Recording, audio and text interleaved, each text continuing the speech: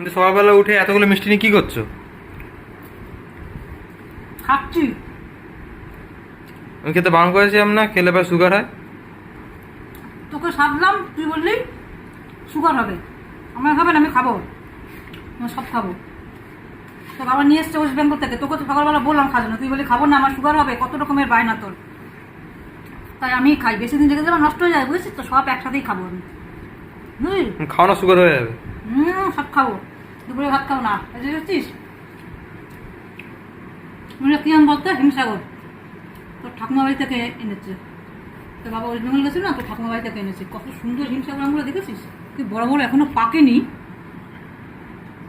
কাঁচা কাঁচা ভাব আছে, পাকবে তারপরে। আম তো খাবি না, তুই মিষ্টিও খাবো না। পাগলা হয়ে গেছিস? গাছের আম, গাছের ফল খাবি না? কিসের মিষ্টি রে? আমটা খাবি তো? তোকে রাতে কিছু দেবই না, শুধু ভাত দেবো নুন দিয়ে।